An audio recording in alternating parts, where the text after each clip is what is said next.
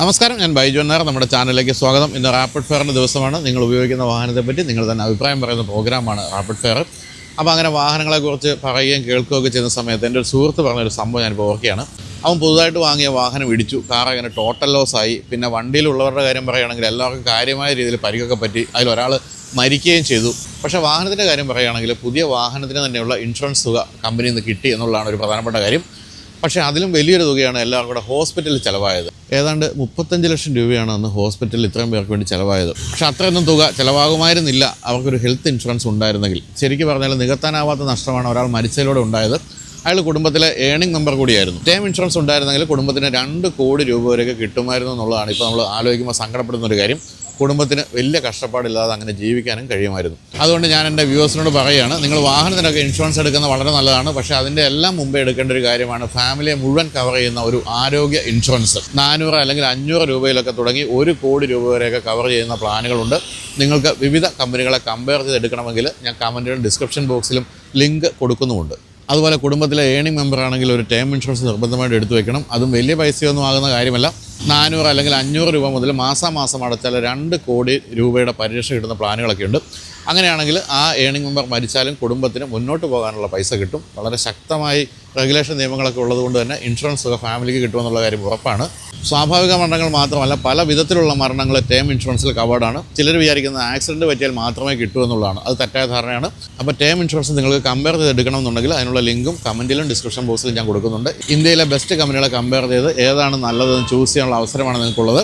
ഇപ്പോൾ എടുക്കുന്നവർക്ക് health insurance ആണെങ്കിൽ 25% വരെയും ടേം ആണെങ്കിൽ 15% വരെയും ഡിസ്കൗണ്ടിൽ എടുക്കാനും പറ്റും. പ്രവാസികൾക്ക് ചിലവ് കുറച്ച് നാട്ടിൽ നിന്ന് ടേം ഹെൽത്ത് ഇൻഷുറൻസുകൾ എടുക്കാനും സാധിക്കും.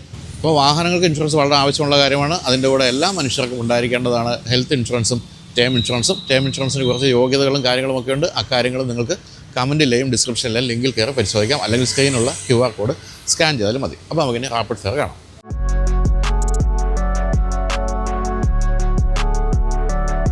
അപ്പോൾ നമ്മളിന്ന് ആദ്യം പരിചയപ്പെടുന്നത് ഒരു ടാറ്റ നെക്സോൺ പെട്രോളിൻ്റെ ഓണറിനാണ്. നമസ്കാരം. നമസ്കാരം. പേര്? ആൻസൺ. എന്ത് ചെയ്യുന്നു? ഞാൻ TCS-ലാണ്. TCS എവിടെ തന്നെ? കൊച്ചിയിലാ? ഇല്ല, ഞാൻ ബാംഗ്ലൂരാണ്. ഓ ശരി. ബാംഗ്ലൂരൊക്കെ സ്ഥിരമായിട്ട് ഓടിച്ചു പോകാറുണ്ടോ അതോ? ഇല്ല, ഞാൻ അത്രയൊന്നും പോയിട്ടില്ല. ഇതിപ്പോൾ എത്ര കാലം എടുത്തിട്ട്? ഇതിപ്പോൾ 2021 സെപ്റ്റംബർ മോഡൽ വണ്ടിയാണ്. ആ, അപ്പോൾ അന്ന് നമ്മൾ ശരിക്കും പറഞ്ഞാൽ ഇപ്പോൾ നെക്സോണിലേക്ക് പോകുമ്പോൾ പലരും EV ആണ് നെക്സോൺ എടുക്കാറുള്ളത്. പെട്രോൾ വണ്ടി നെക്സോണിലേക്ക് പോകാനുള്ള ഒരു കാരണം എന്തായിരിക്കും? ഒന്ന് കോസ്റ്റ് ആയിരുന്നു നേരത്തെ നോക്കിക്കൊണ്ടിരുന്നത്. എത്രയായിരുന്നു ഇന്ന് എടുത്തപ്പോൾ 12.40 തോന്നുന്നു. മാനുവലാ? ഇല്ല, ഓട്ടോമാറ്റിക്. ഇത് ബേസിക്കലി വൈഫിന് വേണ്ടിയിട്ട് എടുത്ത വണ്ടിയാണ്. അപ്പോൾ പുള്ളിക്കാരത്തി പറഞ്ഞു മാനുവൽ ഓടിക്കാൻ ബുദ്ധിമുട്ടാണ്, ഓട്ടോമാറ്റിക് ആയാൽ നന്നായിരിക്കും. അങ്ങനെ പിന്നെ കുറേ കൺസ്ട്രെയിൻസ് ഉണ്ട്. ഞങ്ങൾക്ക് പാർക്കിംഗ് സ്പേസ് വളരെ കുറവാണ്. അപ്പോൾ അതിലൊതുങ്ങുന്ന ഒരു വണ്ടി. പിന്നെ ഇത് ഓടിച്ചു നോക്കിയപ്പോൾ ഭയങ്കര കംഫർട്ടബിൾ ആയിട്ട് തോന്നി. റൈഡിങ് പ്ലഷർ ഭയങ്കരമായിട്ടുണ്ട്. അപ്പോൾ ആഫ്റ്റർ 5 years എങ്ങനെയുണ്ട് വണ്ടി എന്ന് ചോദിച്ചാൽ എന്താണ് ഉത്തരം? എനിക്ക് വളരെ ഇഷ്ടപ്പെട്ട വണ്ടിയാണ്. അതിൻ്റെ ഒരു ഡ്രൈവിംഗ് കംഫർട്ട്, സീറ്റിംഗ് പൊസിഷനാണ് എനിക്ക് ആദ്യം ഇഷ്ടപ്പെട്ടത്. വളരെ ഹൈറ്റ്. എനിക്ക് ഉണ്ടായിരുന്ന വണ്ടി മാരുതി ആയിരുന്നു. അപ്പോൾ അതിൽ നിന്ന് അപ്ഗ്രേഡ് ചെയ്തപ്പോൾ അതിൻ്റെ സീറ്റിംഗ് പൊസിഷൻ ഭയങ്കര കംഫർട്ടബിൾ ആയിട്ട് തോന്നി. പിന്നീട് നോക്കിയത് ഇതിൻ്റെ സേഫ്റ്റിയാണ്. വൈഫ് ആദ്യമായിട്ട് ഓടിക്കുന്ന വണ്ടിയാണ്. അപ്പോൾ സേഫ്റ്റി ഒരു വണ്ടി എടുക്കാൻ 5 സ്റ്റാർ റേറ്റിംഗ് ഒക്കെ കിട്ടി. 5 സ്റ്റാർ റേറ്റിംഗ് കിട്ടി. പിന്നെ കംഫർട്ട്, അതൊക്കെയായിരുന്നു എൻ്റെ പ്രയോറിറ്റീസ്. എന്നിട്ട് എങ്ങനെയുണ്ട് 5 വർഷം കഴിഞ്ഞപ്പം എന്തെങ്കിലും ഇഷ്യൂസ് ഉണ്ടോ അതോ? ഒരു ഇഷ്യൂ കിട്ടിയായിരുന്നു. ഇതിൻ്റെ ഓയിൽ കൂളർ കംപ്ലൈൻ്റ് ആയി. അപ്പോൾ എന്താണെന്ന് വെച്ചിട്ടുണ്ടെങ്കിൽ ഇതിൻ്റെ കൂളൻറ്റും എഞ്ചിൻ ഓയിലും കൂടി മിക്സ് ആയി. അപ്പോൾ അത് ഭാഗ്യത്തിന് ഞങ്ങളെ ഇടയ്ക്ക് ഇതിൻ്റെ ഉള്ളിൽ വെള്ളം ഫില്ല് ചെയ്യാനായിട്ട് നോക്കിയപ്പോഴാണ് ഒരു എഞ്ചിൻ ഓയിൽ മിക്സ് ഒരു ഗ്രീസ് പോലെ ഇരിക്കുന്നു കൂളൻ്റ്. അങ്ങനെ കണ്ടുപിടിച്ചത് അല്ലാതെ വണ്ടിക്ക് വേറെ ഒന്നും ഇഷ്യൂസ് ഒന്നും തോന്നിയില്ല. ഇല്ല, അത് കൂടുതൽ ഓടിച്ചിരുന്നെങ്കിൽ എഞ്ചിൻ ഹീറ്റായി നിന്ന് പോയാൽ അങ്ങനെ പല പ്രശ്നങ്ങളൊക്കെ വന്നു. ഭാഗ്യത്തിന് ഇത് കണ്ടുപിടിച്ചു. പിന്നെ എൻ്റെ റേഡിയേറ്റർ വഴി അത് ക്ലീൻ ചെയ്യേണ്ടി വന്നു. കുറച്ച് ടൈം എടുത്ത്, കുറച്ച് എക്സ്പെൻസീവ് ആയിരുന്നു. അത് എത്ര ഓടിയപ്പോഴായിരുന്നു സംഭവിച്ചത്? അത് കഴിഞ്ഞ വർഷമാണ്. ഒരു 30,000 കിലോമീറ്റർ അടുത്ത് ഓടിയപ്പോഴാണ് അത് സംഭവിച്ചത്. അപ്പോൾ അത് എക്സ്പെൻസീവ് ആയിരുന്നു അതിൻ്റെ? അതെ, അങ്ങനെ ഒരു ബാഡ് എക്സ്പീരിയൻസ് ഉണ്ടായി. അല്ലെങ്കിൽ വണ്ടി വളരെ ഇഷ്ടപ്പെട്ടൊരു വണ്ടി തന്നെയാണ്. അപ്പോൾ അത് കമ്പനിയായിട്ട് വേറെ ഒന്നും ചെയ്തു തന്നില്ല? ഇല്ല, അതൊക്കെ വാറണ്ടി പീരീഡ് കഴിഞ്ഞല്ലോ. 1 year കഴിഞ്ഞിട്ട് ഉണ്ടായ സംഭവമാണ്. നമ്മളെ ഓൺ കോസ്റ്റിലാണ് ചെയ്തത്. ശരി ശരി. മൈലേജ് ഒക്കെ എങ്ങനെയുണ്ട്? മൈലേജ് സിറ്റിയിൽ 9 to 10 ഉള്ളൂ. ഹൈവേയിലോ? ഹൈവേയിൽ ഞാൻ ഓടിച്ചപ്പോൾ ഒരു 13-14 കിട്ടുന്നുണ്ട്. എന്നാലും അത്ര എത്തിയിട്ടുള്ളൂ? 14 വരെയൊക്കെ ഉള്ളൂ? 14 വരെയൊക്കെ എത്തിയിട്ടില്ല. ഞാൻ അധികം ലോങ് പോയിട്ടില്ല. അതിൽ പോയി ഇവിടെ മൂന്നാർ ഒരു തവണ പോയി, പിന്നെ ഇവിടെ എയർപോർട്ടൊക്കെ പോകും. അങ്ങനെയുള്ള ഡ്രൈവ് മാത്രമേ ഉള്ളൂ.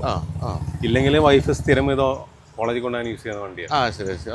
കോളേജിലാണോ പഠിപ്പിക്കുകയാണോ? അതെ അതെ. ശരി. വൈഫിൻ്റെ അഭിപ്രായത്തിൽ എങ്ങനെയുണ്ട് വണ്ടി? വളരെ ഇഷ്ടപ്പെട്ട വണ്ടിയാണ്? വൈഫിന് വളരെ ഇഷ്ടപ്പെട്ട വണ്ടിയാണ്. ആ ആദ്യം എടുത്തപ്പോൾ വൈഫിനൊരു ഇത് ബുക്ക് ചെയ്തപ്പോൾ ഞാൻ ഷോറൂമിൽ ചെല്ലുന്ന വണ്ടി ഒരു ഇൻക്ലൈൻ പൊസിഷനിൽ ഇട്ടേച്ചാൽ.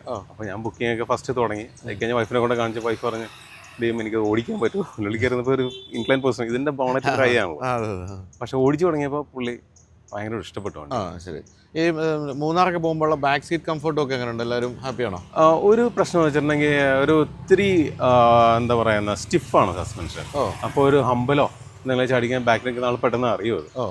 അങ്ങനെ ഒരു വിഷയം മാത്രമേ ഉള്ളൂ. ശരി. അത് നമ്മൾ കുറച്ചൊന്ന് ചവിട്ടി എടുക്കണം.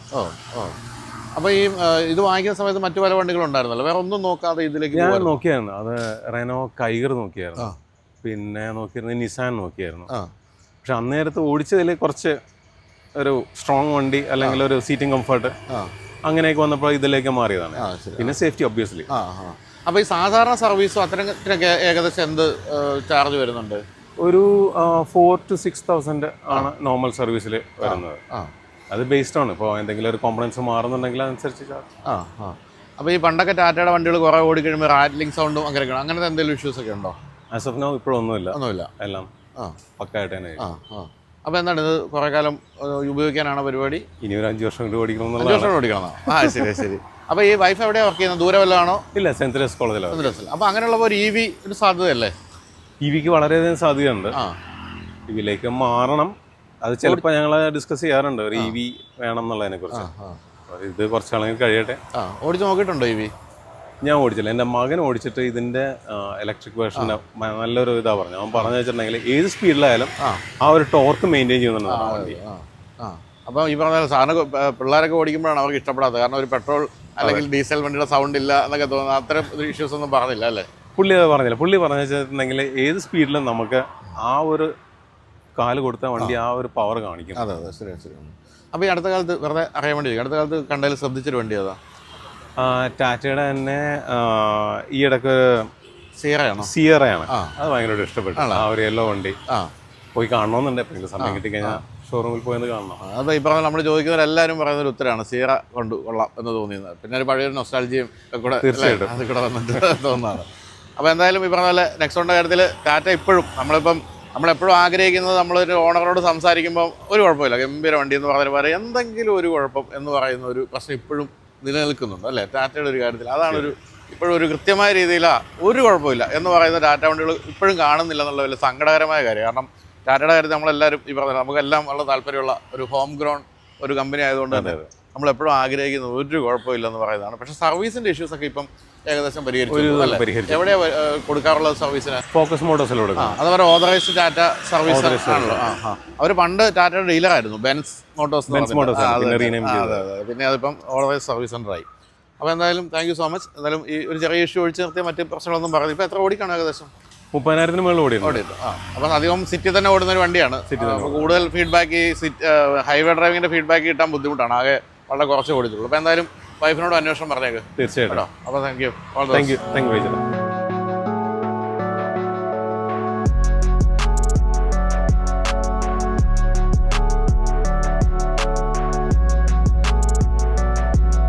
അപ്പോൾ ഇനി ഒരു ഫോർഡ് ഫിഗോ ഡീസലിൻ്റെ ഓണറാണ് പരിചയപ്പെടുന്നത്. നമസ്കാരം.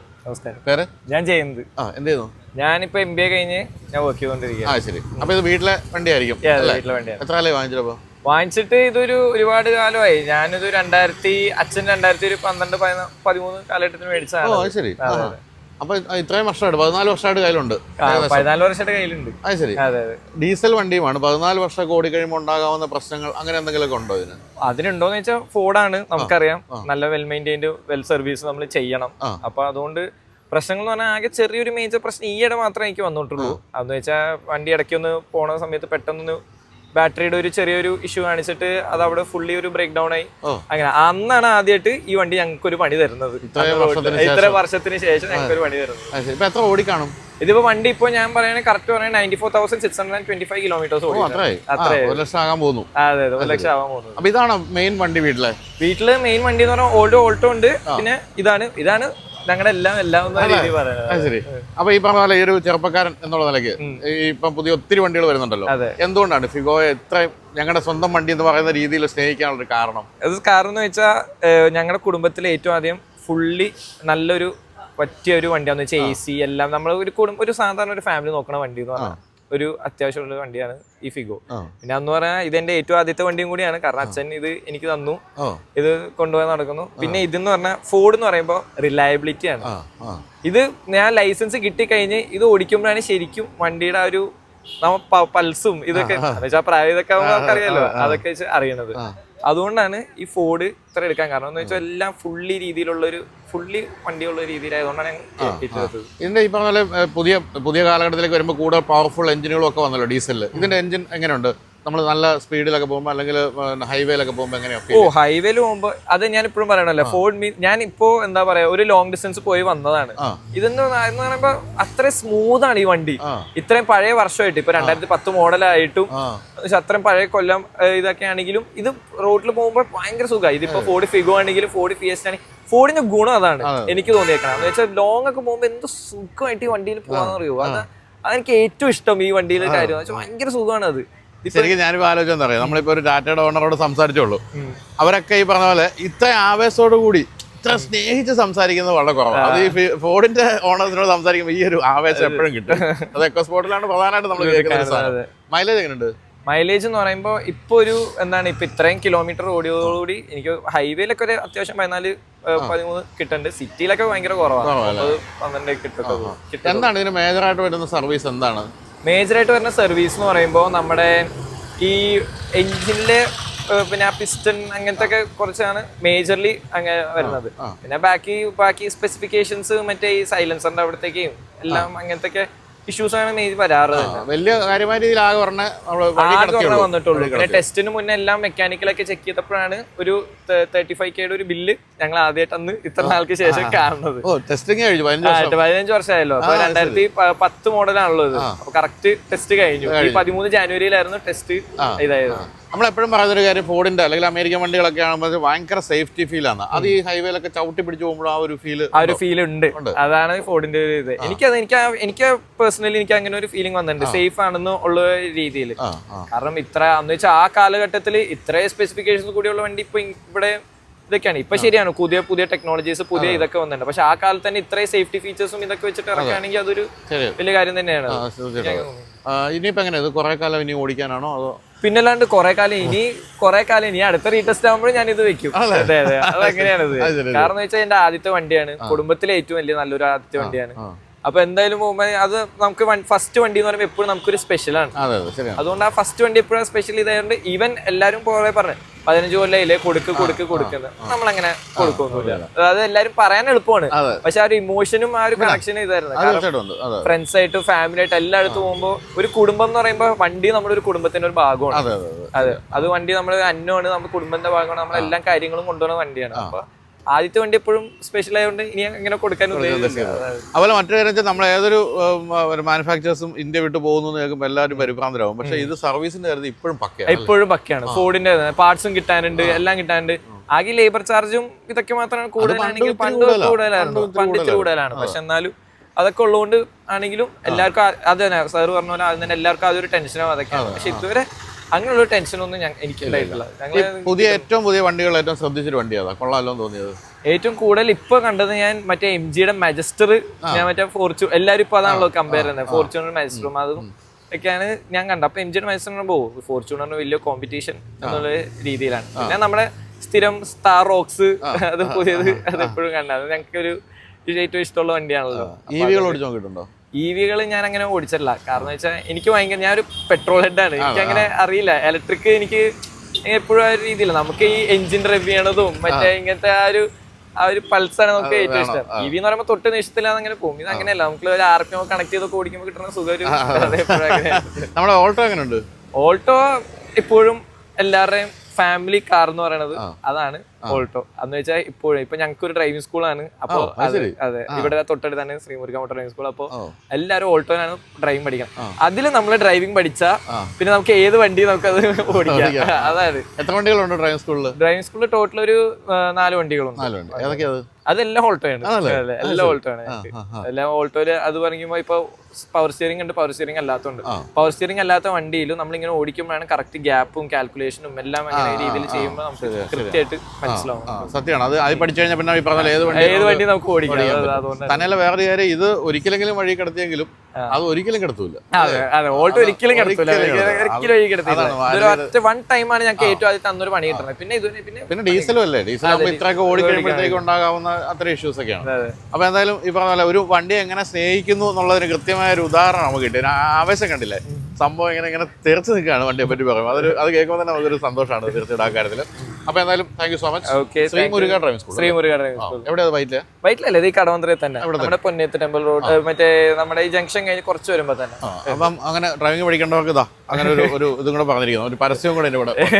Thank you so much. Thank you.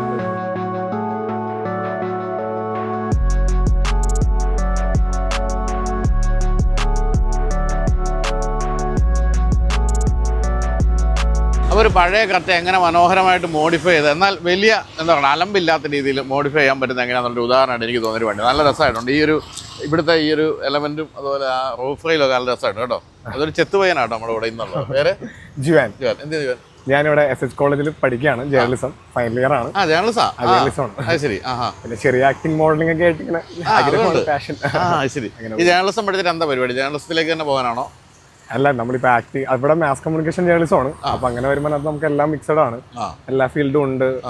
എന്റെ ടേസ്റ്റും അത് തന്നെ ആയതുകൊണ്ട് ഇങ്ങനെ പോകുന്നു. ഞാൻ ചോദിക്കാൻ കാര്യം, ഞാൻ ജേർണലിസം പഠിച്ചപ്പോൾ എന്റെ ക്ലാസ്സിലുണ്ടായിരുന്നതിൽ എനിക്ക് തോന്നുന്നു ആകെ 2-3 പേര് ജേർണലിസ്റ്റ് ആയുള്ളൂ. ബാക്കി എല്ലാവരും പല വഴി വീട്ടമ്മമാരായിട്ട് കുറെ സ്ത്രീകളൊക്കെ അതുവഴി പോയി, പിന്നെ ആരെ കണ്ടിട്ട് പോലും മിക്കവരും അങ്ങനെ തന്നെ പോകണം. പിന്നെ ഇതിനകത്ത് നമ്മള് നമ്മുടെ ഒരു പാഷൻ അതായതുകൊണ്ട് അത് തന്നെ ചൂസ് ചെയ്തു. ശരി. അപ്പം എന്താണ് വണ്ടിയെ പറ്റിയുള്ള ഒരു അഭിപ്രായം? പെട്രോൾ മാനുവലോ? ഇത് പെട്രോൾ മാനുവലാണ്. നമുക്ക് ഇതിപ്പോ എടുത്തിട്ട് കുറച്ച് നാളായിട്ടുള്ളൂ. സെക്കൻഡ് ഹാൻഡ് എടുത്താണ്. ഞങ്ങൾ ആക്ച്വലി ഒരു പണ്ട് മുതലേ ഒരു ഹ്യുണ്ടായി ഫാമിലിയാണ്. ഫസ്റ്റ് വണ്ടി സാൻഡ്രോ ആയിരുന്നു.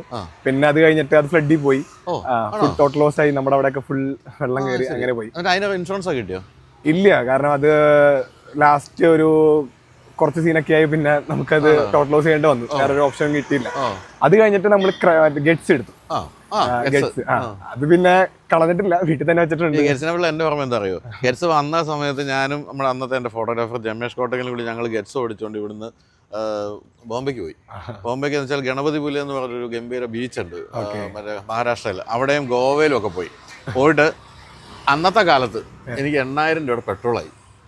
അതെ, അന്ന് ഈ മൊത്തത്തിൽ നമ്മൾ മാഗസിനുള്ള മൊത്തം ലാഭം പോലും അതുണ്ടായിരുന്നില്ല. കുടിയേരാന്ന് പറയും, പക്ഷെ വണ്ടി അടിപൊളിയാണ്. എഞ്ചിൻ സൈഡ് ആണെങ്കിലും നമുക്ക് ഇത്ര ഇത് മാറ്റുമ്പോൾ അത് കൊടുക്കാന്നുള്ള പ്ലാനായിരുന്നു. പക്ഷെ നമുക്ക് അതിന്റെ ഇപ്പോഴും ഇതിന്റെ ഒരു കംഫർട്ട് അതിനേക്കാളും ആ എഞ്ചിന്റെ ഒരു പവർ ആയിരുന്നു കിട്ടുന്നത്. റോട്ടിൽ കൂടെ ഓടിക്കുമ്പോഴും കളയാണ്ടി ടെസ്റ്റ് ഒക്കെ കഴിഞ്ഞ് ഇപ്പൊ വീട്ടിൽ തന്നെ വെച്ചേക്കാണ് നമ്മൾ. അതേത് മോഡലാ?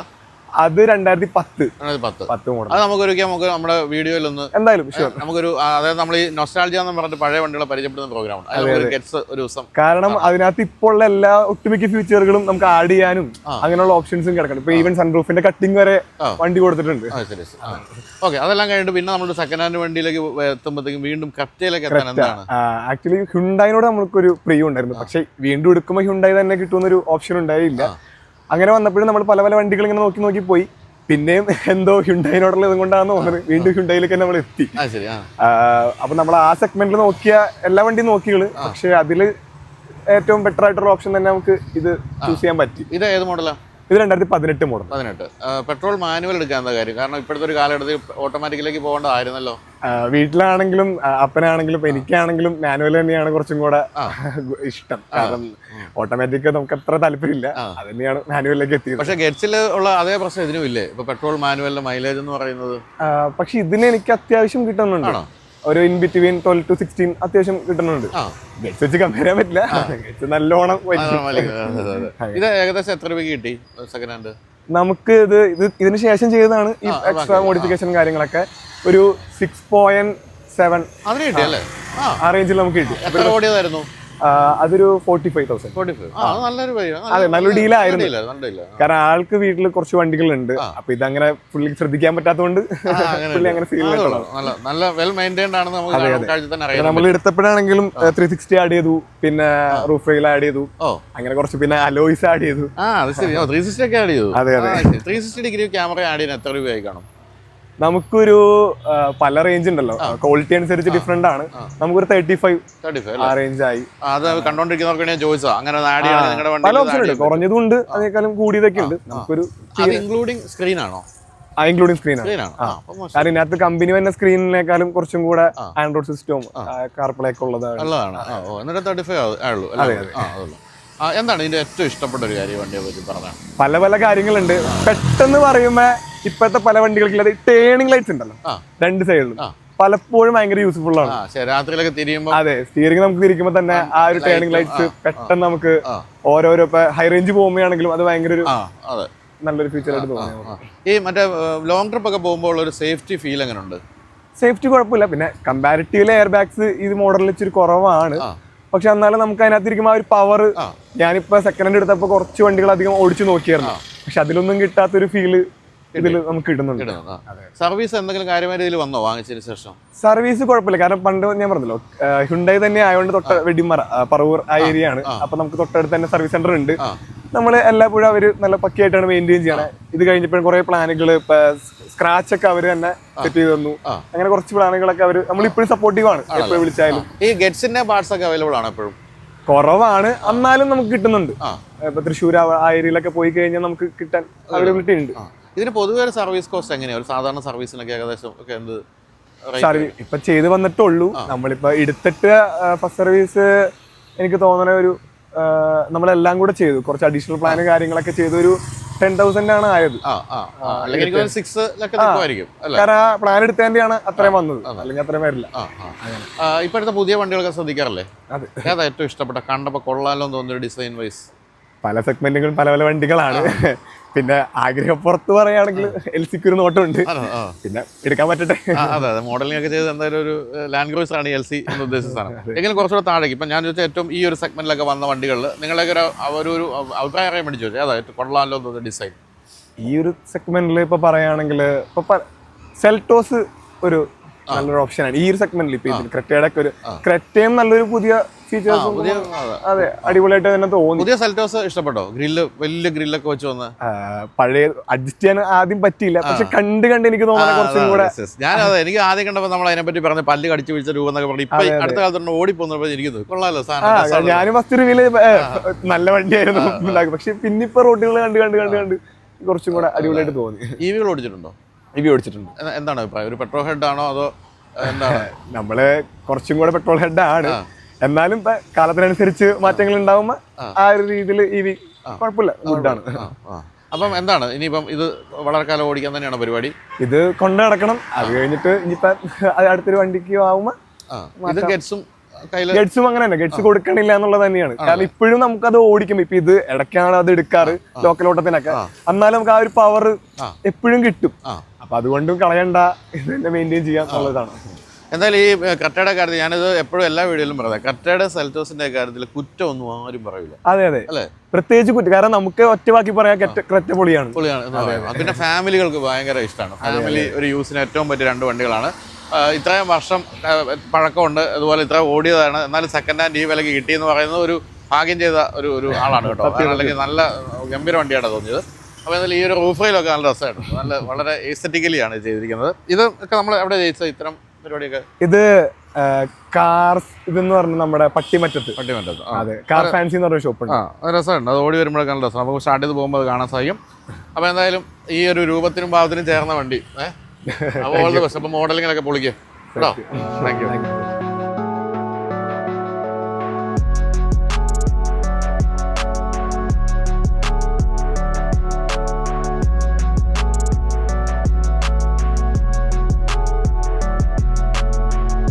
അപ്പോൾ റാപ്പിഡ് ഫയർ അവസാനിക്കുകയാണ്. ഞാൻ വീഡിയോയുടെ ഇടയിൽ നമ്മുടെ കുടുംബത്തിൻ്റെ സാമ്പത്തിക സുരക്ഷയ്ക്ക് വേണ്ടി ചെയ്തു വെക്കേണ്ട രണ്ട് പ്രധാനപ്പെട്ട കാര്യങ്ങളെക്കുറിച്ച് പറഞ്ഞിരുന്നു. ഹോസ്പിറ്റൽ ചിലവൊക്കെ ഇന്നത്തെ കാലത്ത് പിടിച്ചാൽ കിട്ടാത്ത രീതിയിൽ പൊയ്ക്കൊണ്ടിരിക്കുന്ന കാലമാണ്. അതുകൊണ്ട് നമ്മൾ അധ്വാനിക്കുന്ന പണം ഒറ്റയടിക്ക് നഷ്ടപ്പെട്ടു പോകാതിരിക്കാൻ നല്ലൊരു ഹെൽത്ത് ഇൻഷുറൻസ് എടുത്തു വെക്കണം. അതുപോലെ തന്നെ പ്രധാനപ്പെട്ടാണ് ടേം ഇൻഷുറൻസും. ഇത് നമ്മുടെ ലക്ഷറി അല്ല, ശരിക്കും ഭാവിയിൽ തുണയ്ക്കുന്ന ഒന്നായിരിക്കണം എന്നുള്ളൊരു സംശയമില്ല. അതുകൊണ്ട് തന്നെ വിവിധ കമ്പനികളെ കമ്പയർ ചെയ്ത് ഹെൽത്ത് ടേം ഇൻഷുറൻസ് എടുക്കാനുള്ള ലിങ്ക് വീഡിയോയുടെ ഡിസ്ക്രിപ്ഷനിലും കമൻറ്റ് ബോക്സിലും ഞാൻ കൊടുത്തിട്ടുണ്ട്. അല്ലെങ്കിൽ സ്ക്രീനിലുള്ള QR കോഡ് സ്കാൻ ചെയ്താലും മതി. അപ്പോൾ അടുത്ത ആഴ്ച മറ്റൊരു റാപ്പിഡ് ഫയർ ആയിട്ട് കാണാം. ബൈ.